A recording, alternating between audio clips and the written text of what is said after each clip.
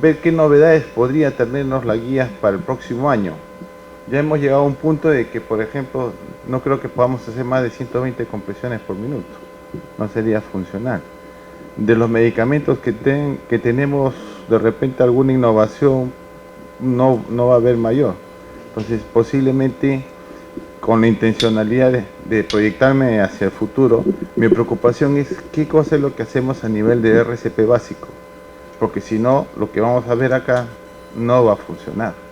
Puedo tener las mejores drogas, puedo tener mejor centro de atención de trauma shock, pero si el paciente no tuvo un RCP básico eficiente, lamentablemente los esfuerzos que vamos a hacer no van a ser mucho.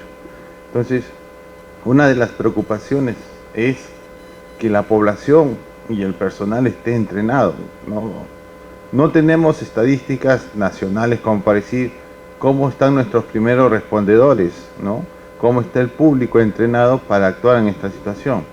Hay algunos centros comerciales y algunos lugares donde, como aeropuertos o hoteles internacionales donde tenemos desfibriladores, pero al final la población sabe cómo usarlo porque muchas veces son los primeros que actúan, reconocen el paro cardiorrespiratorio y actúan en el lugar.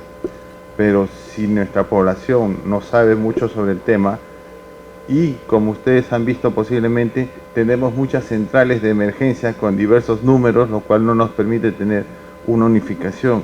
Entonces, basado en eso, encontré un estudio que se hizo en una recopilación durante 17 años en Suecia, un país del primer mundo con un sistema de salud más o menos mejor que el nuestro, con una capacidad de respuesta mayor. Entonces, en este registro que se hizo en Suecia sobre lo que es RCP, básicamente, de todos los casos, porque el tema es supervivencia, ¿no?, tras la parada cardíaca asistida con RCP estándar o solo con compresiones. Esa es la diferenciación. Y de este caso se excluyeron la parada cardíaca no presenciada, o sea, que no habíamos, ni siquiera había testigos para confirmar en qué momento empezó el paro cardíaco. La presenciada por equipos de emergencia, o sea, si estamos atendiendo a un paciente y delante de nosotros un paciente hace un paro cardíaco, tampoco fueron considerados. Y aquellos asistidos solo con ventilaciones, o sea, no se realizó ningún tipo de compresión torácica. ¿Qué es lo que encontramos en los resultados? Que fueron muy interesantes. Esto fue antes de la llegada de los servicios de emergencia, pero acá también tengo un acápite que no he encontrado en el informe. ¿Cuánto fue el tiempo promedio de demora de las ambulancias desde el inicio del RCP por los testigos en el lugar hasta la atención por los profesionales de salud? Supongo que como Suecia es un país avanzado, posiblemente, y su población respeta las normas de tránsito, su sistema de ambulancias debe ser uno de los más prontos en llegar. Calculemos un promedio entre 6 a 8 minutos, más o menos, ¿no? Entonces, pero en el estudio no aparece ese tema muy importante para poder determinar qué tan eficiente fue la atención inicial. En el periodo, en el periodo de tiempo ha sido de 2000 a 2005, de 2006 a 2010 y de 2011 al 2017. ¿Qué han establecido? Los pacientes que no fueron reanimados, o sea que hasta la llegada de la ambulancia no hizo ningún tipo de procedimiento. Los reanimados con una estrategia estándar, o sea, compresiones torácicas y respiración boca a boca, ventilaciones asistidas. Y los reanimados solo con compresiones. ¿Qué es lo que encontramos en estos? Que en el transcurso del tiempo, los reanimados con estrategia estándar y con compresiones torácicas se fueron incrementando en el tiempo, ¿no? Entonces, pero hubo una bajada de las reanimados por estrategia estándar entre el 2006 y el 2010, pero visualizando, las reanimados con estrategia estándar y con compresiones fueron incrementándose en el tiempo, pero también hubo un incremento de los que no fueron reanimados, como vamos a ver más adelante posiblemente por qué motivo fue. Esta es la supervivencia a los 30 días. Esto quiere decir que el paciente está vivo y tiene una recuperación neurológica adecuada, porque la intención no solamente es que el corazón vuelva a latir y volvamos a tener circulación y volver a respirar, es que nuestro cerebro no sea dañado. Esa es la principal intencionalidad cuando hacemos el RCP, porque ¿qué hacemos si lamentablemente ese cerebro estuvo mucho tiempo sin oxígeno? Va a ser poco lo que vamos a poder recuperar ese paciente, neurológicamente va a tener muchas secuelas y la recuperación, en el mejor de los casos, va a demorar mucho tiempo. Entonces, entre los reanimados, ¿no?, hemos visto que su relación de recuperación fue muy baja. Posiblemente entre estos no reanimados, que no aparece en la información, haya sido que haya llegado rápidamente la ambulancia y lo haya podido actuar y recuperarlos, pero aún así siguen siendo un porcentaje muy bajo.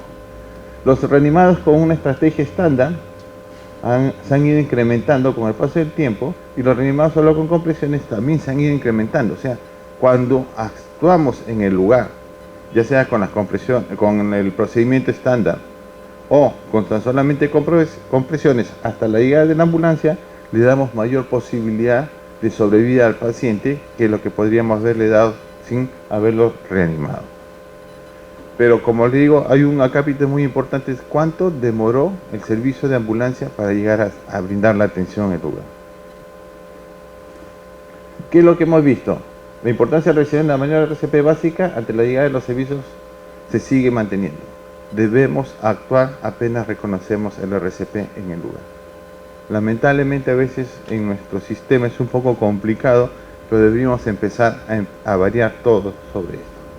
Los resultados del estudio refuerzan la estrategia y la promoción del RCP. No hay promociones más allá de los cursos que se dictan o algunas sociedades científicas que la dictan. No lo hemos llevado a masificar a toda la población. Sabemos que tenemos una población cada vez más amplia, pero que podríamos tenerla mejor preparados si podríamos actuar. Ustedes son del sector salud. En sus centros hospitalarios, sus centros médicos, debe haber cierto nivel, cierto requerimiento para poder trabajar en el hospital, sobre todo lo básico que es actuar ante un paro cardiorrespiratorio. Pero saliendo del hospital, ¿qué podemos encontrar? O sea, la proyección de la salud hacia la comunidad, ¿qué podemos encontrar? ¿No? Más bien nos traen, pero ¿cómo podemos resolver un problema que se inició posiblemente hace unos minutos, pero no recibió ningún tipo de atención? Entonces es muy importante ampliar la educación. Los impedimentos para realizar la maniobra de RCP posiblemente esté basado primero en el desconocimiento, segundo en el miedo de causar daño. O sea, yo nunca he hecho esto, no voy a hacer, porque a veces escuchamos, le puede fracturar la costilla, el esternón, mejor no hago nada. Y lo otro, la contracción posiblemente de enfermedades o de infecciones a través de la respiración boca a boca. Es por eso que en el transcurso del tiempo se sacó ese sistema, ese modelo de tan solamente hacer compresiones, ¿no? La estrategia solo con compresiones surge como una alternativa a partir de 2010, ¿no? Y es sencilla, es fácil de aplicar, inclusive se puede informar por vía telefónica, y como hemos visto en este caso particular, las posibilidades de sobrevivir del paciente se han incrementado tan solamente con esa maniobra. Entonces, esto es importante. Esto también es muy importante, es la cadena.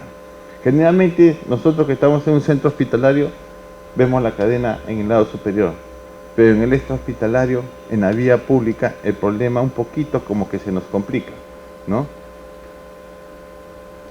Hacer la llamada, reconocer primero la parada cardíaca y hacer la llamada. ¿Qué hacemos? ¿Cómo actuamos? ¿Qué decimos? ¿No? ¿A qué número llamamos? ¿Qué números conocen ustedes, por ejemplo? 116. ¿Quién es el 116? Bombero. ¿Qué otros números? 106. ¿Qué es el 106? El SAMU, Ministerio de Salud. ¿Quién más? ¿Ah? Existe el 117, que es del servicio de salud, ¿no? Entonces, 3 sistemas de salud de atención prehospitalaria, aparte de los privados, ¿no? Y de a veces algunas comunidades o municipalidades que tienen, Serenazgo, que tienen su sistema de ambulancia, pero cada uno tiene un número distinto. Entonces, el acceso se nos hace un poco difícil, ¿no? Porque no tenemos un solo número mentalizado. Imagínense en una emergencia, la alteración emocional que se presente, y mucho más si es alguien muy conocido de nosotros, ¿no? Entonces, en ese momento, ¿qué número llamo?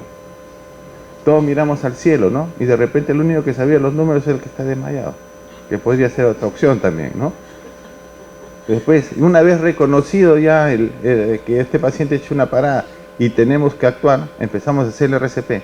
¿Cuánto grupo humano tenemos de apoyo para hacer el RCP? ¿No? La norma dice que cada 2 minutos deberíamos hacer un recambio de personal que nos está apoyando. Pero ustedes han hecho el ejercicio.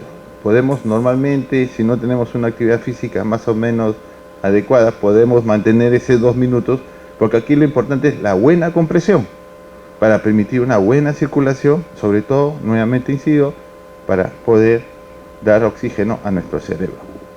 De ahí pasamos a la desfibrilación. Se refiere que la mayoría de procesos de alteración eléctrica cardíaca es por fibrilación ventricular en personas jóvenes en el área extrahospitalaria. Pero si yo no tengo un desfibrilador o un monitor, difícilmente voy a poder determinar cuál es el ritmo que está presentando esa persona en ese momento. Y aparte de tener el desfibrilador cerca, saberlo usar. De ahí los servicios que son accesibles al sistema de salud. O sea, ya hemos visto, tenemos 3, 4 o 5, pero qué tan rápidamente podrían llegar al lugar donde nosotros nos encontramos. Y cuarto, centros hospitalarios donde pueda recibir la atención adecuada. Muchas veces sucede que se traslada a los pacientes a lugares que no corresponden, ya sea porque no tienen la capacidad o por diversos motivos. Entonces, deberíamos tener los centros hospitalarios donde pudieran recibir estos pacientes. En el Ministerio de Salud, ahí están preparando lo que es la respuesta para el sistema de stroke. De una u otra manera ya han avanzado, están estructurando todo un programa a nivel nacional. De igual manera debería haber también un programa para parada cardíaca, sobre todo en personas jóvenes, ¿no? Que no han tenido ningún antecedente previo y que debería ser la primera posibilidad de sobrevida, brindarle la atención en el lugar y un traslado a un centro adecuado. El pronóstico, este es un estudio que se hizo en el 2003, pero sigue siendo presente. El pronóstico del paro cardiorrespiratorio es proporcional al entrenamiento del personal que atiende al paciente e inversamente proporcional al tiempo que transcurre entre el paro cardiorrespiratorio y el inicio de una reanimación eficaz. Entonces, aparte de reconocer el paro cardiorrespiratorio y trabajar inmediatamente en él, tengo que tener personal capacitado, entrenado para que puedan. ¿Hace cuánto tiempo fue la última vez que ha tenido un paro cardiorrespiratorio en cualquier lugar, ya sea en su trabajo o en la vía pública?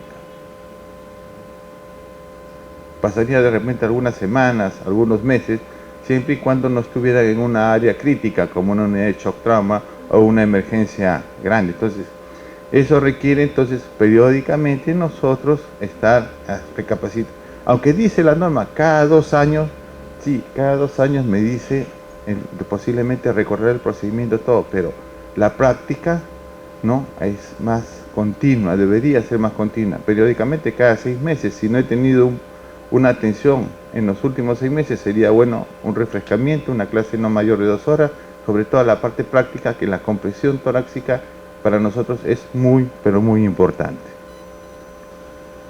Este es el algoritmo básico de lo que es el RCP. Entonces, lo que tenemos aquí es el algoritmo básico que todos lo sabemos, que todos los manejamos y que siempre deberíamos tenerlo presente para no olvidarlo. Esta es la piedra angular. De aquí partimos para poder brindar una buena atención desde el punto de vista avanzado al paciente. Si no tenemos esta base sólida, tanto a nivel del personal de salud como de nuestra población, el siguiente paso que sigue va a ser infructuoso. Vamos a esforzarnos, vamos a aprender a gastar drogas y todas esas cosas, pero ya no tenemos un corazón viable, ya no tenemos un cerebro que ha sido oxigenado oportunamente, lo cual conlleva pues a problemas muy serios secuelares si es que la sobrevivencia de este paciente se presenta. Y los cuadros que vimos anteriormente en un estudio, esos porcentajes posiblemente sean mucho menores.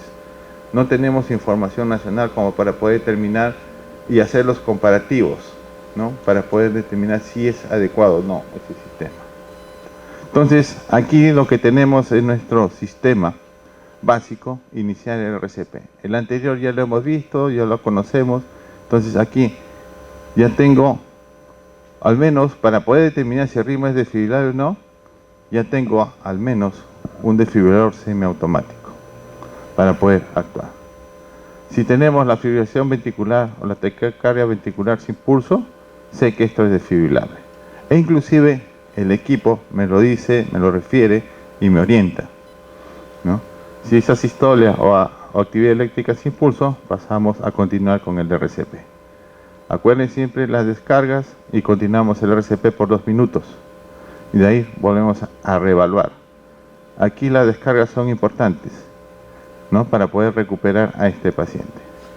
En este caso particular refiere calidad del RCP, ¿no? Lo que siempre debemos insistir. Yo puedo tener todo este material, pero si no tengo este punto que es muy importante, la calidad del RCP, o sea, inicial, bueno, buenas compresiones, buenas ventilaciones, lamentablemente en algún lado de este proceso el paciente va a fallecer o de repente ya se vuelve irrecuperable, ¿no?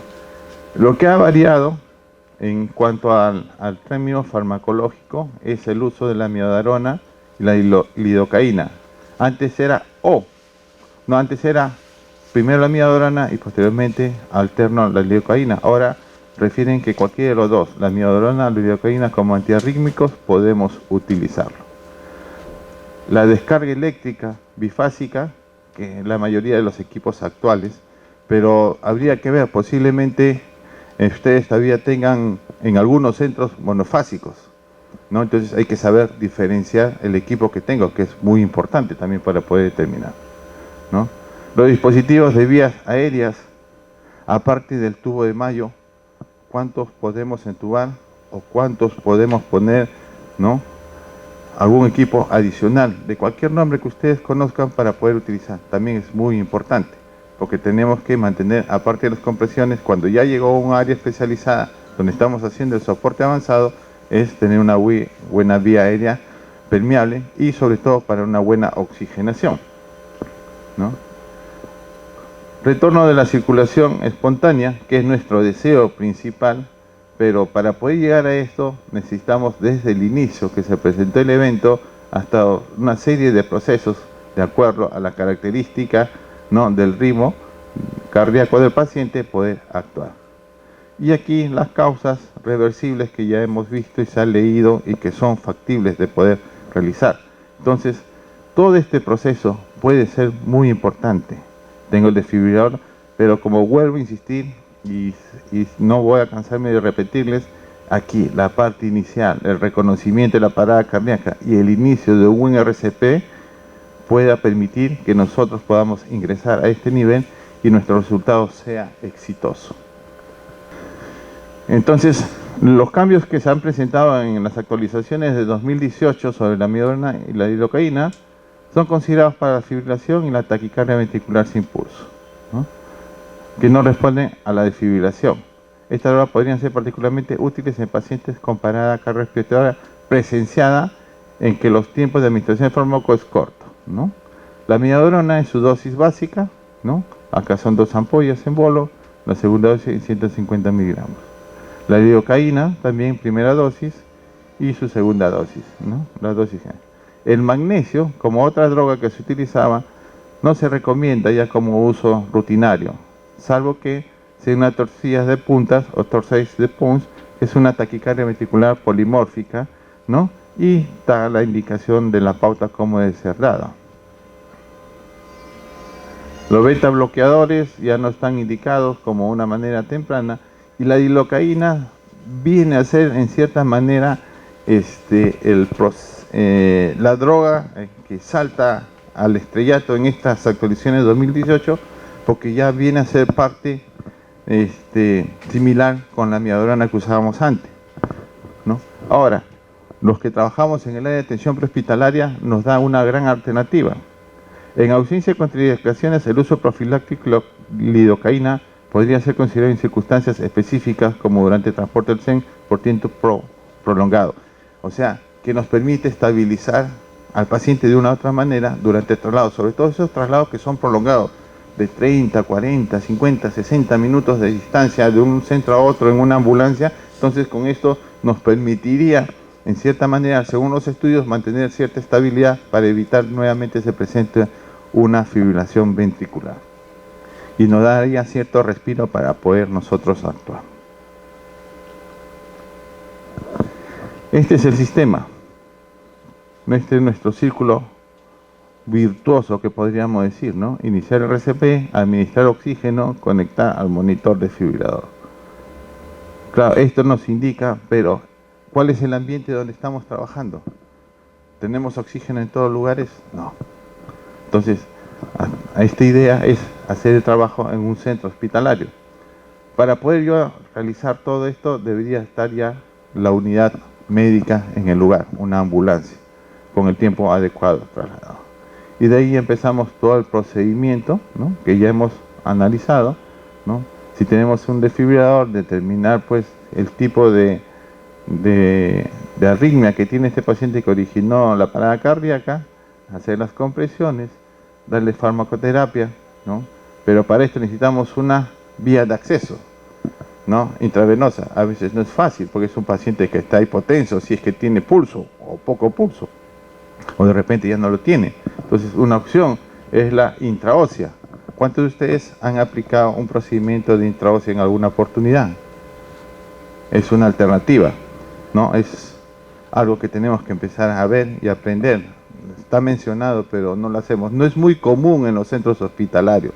Más allá que yo lo he visto que lo hacen en pediatría, en los hospitales pediátricos, es muy poco que lo usamos en los adultos, pero sería una muy buena opción, ¿no?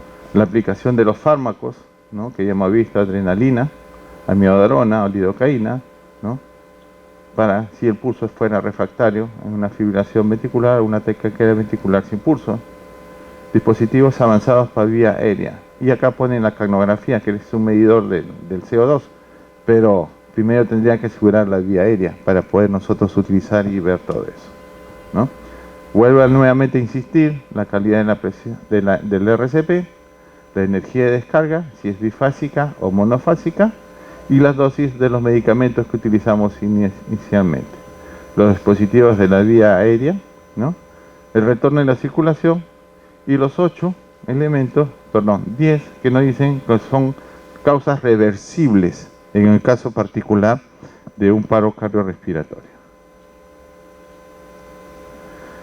El paciente pediátrico. El paciente pediátrico también es un inconveniente porque ahí ya no solamente tengo un paciente, a veces hasta no solamente viene el paciente o un familiar, viene a veces toda la familia. Eso es un problema por lo que trabajamos en emergencia muy complicado. Y yo les comento que en el área de atención prehospitalaria son muy pocos los niños que atendemos por emergencias y mucho más por paradas respiratorias, porque generalmente, ¿qué hacen los padres? Ya no llaman a una central. Si ven una situación de emergencia local, lo llevan al centro hospitalario. Entonces, acá hay un inconveniente, porque si el niño ha hecho una parada respiratoria, parada cardiorrespiratoria, y no ha sido reconocido oportunamente, y no se le ha hecho ningún procedimiento, con el paso del tiempo, lo único que podemos determinar cuando llega a un centro hospitalario, que llegó cadáver.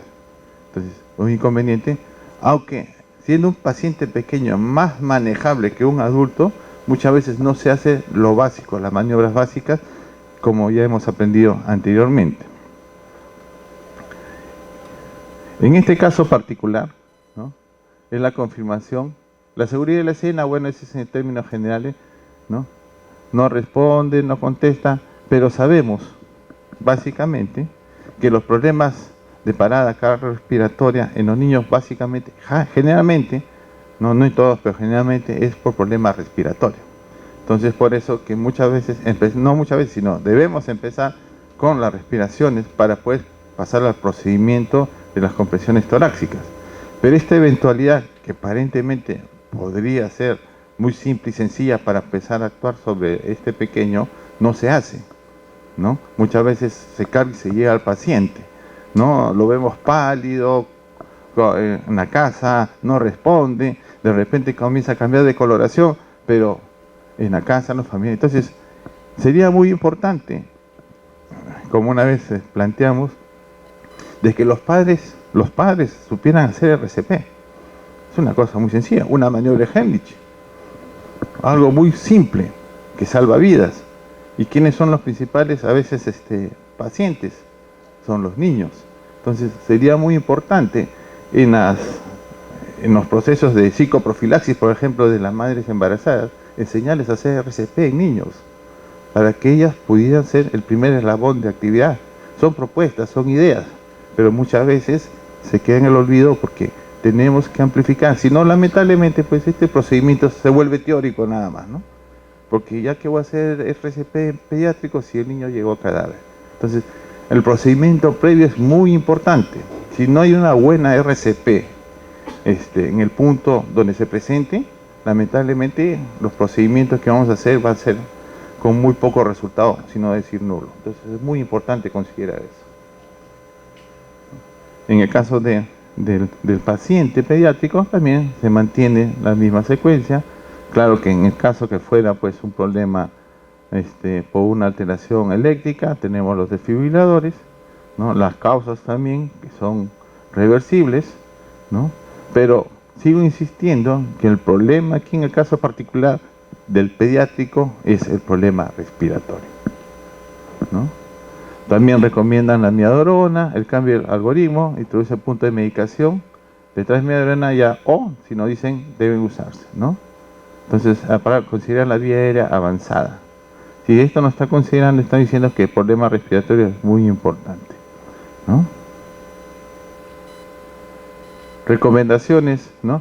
En general es aceptado que la administración intravenosa temprana y rápida de líquidos isotónicos es un elemento fundamental del tratamiento del shock séptico en niños. Muchas veces estos niños han tenido un cuadro infeccioso muy severo y están en casa, ¿no? Muchas veces comentan, ¿y qué pasó con si no? Es que estaba durmiendo mucho. Ya había una alteración del estado sensorial que tan solamente la madre no reconocía, pensaba que el niño dormía, ¿no? Entonces, estas situaciones son complicadas.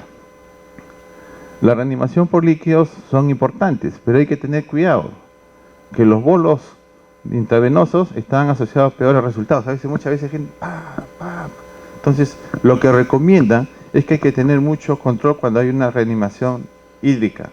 Lo que hay que ver es, sobre todo, es que este paciente, si no tenemos los medios adecuados, que se debería hacer una UCI pediátrica, debería ser trasladado más que ser manejado en el mismo lugar, ¿no? El razonable, bolos de 20 centímetros cúbicos o mililitros por kilo de peso, ¿no? Y deberían emprenderse con suma cautela, ya que puede ser perjudicial. Hay que tener mucho cuidado en esta consideración, sobre todo la reanimación con líquidos. Los pacientes lactantes y niños que sufren un paro cardíaco se les debe practicar RCP convencional, ventilación de rescate y compresión torácica. El carácter asfíctico de la mayoría de los paros cardíacos pediátricos hace que la ventilación sea necesaria para una RCP eficaz. Vuelvo a insistir en el tema. En el niño, la RCP tiene que ser eficaz. ¿Y cómo la empezamos? Con respiraciones boca a boca, ¿no? No obstante, la RCP solo con compresiones puede ser eficaz en pacientes con un paro cardíaco primario, o sea que la causa del paro cardíaco sea el corazón.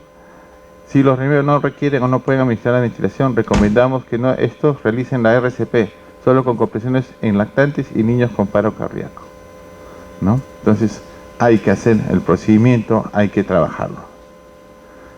Los resultados son peores cuando los supuestos paros cardíacos pediátricos por asfixia, que constituyen la amplia mayoría de los paros cardíacos pediátricos extrahospitalarios, se tratan con RCP solo con compresiones. Cuando no se practica un RCP convencional, compresiones y ventilaciones, ante un presunto paro cardíaco por asfixia, los resultados eran los mismos que cuando las víctimas no recibían ningún RCP realizado por un testigo presencial. O sea que estamos diciendo, si no hacemos respiración boca a boca, en este caso particular, en este grupo etario de pacientes, es como que no hubiese sido muy efectivo el procedimiento. ¿Y el por qué hacemos el RCP por compresiones? Tan solamente, que es un sistema también que se utiliza, es porque la parada cardíaca es la principal causa en el adulto. y no la respiratoria, por lo cual, bajo estudios determinados, nosotros tenemos una reserva de sangre en nuestra circulación, lo cual permite que una buena compresión active la circulación y permita una oxigenación nuevamente hacia el cerebro. Nuestro órgano blanco, nuestro órgano principal que debe sobrevivir es nuestro cerebro. Es por eso que toda nuestra energía, todo nuestro conocimiento está dirigido a que nuestro cerebro se mantenga tal y cual estaba antes de la parada cardiorrespiratoria. Hacia eso van nuestros esfuerzos. Quiero que el corazón vuelva a latir para tener presión y circulación. Quiero que mis pulmones vuelvan a funcionar, vuelvan a respirar, porque quiero que mi cerebro esté funcionando. Ese debe ser nuestra meta, ¿no? Nuestra idea. Muchas veces, parada cardiorrespiratoria, pues el cerebro, ¿cuánto tiempo? Muchas veces dejamos de hacer las respiraciones, ¿no?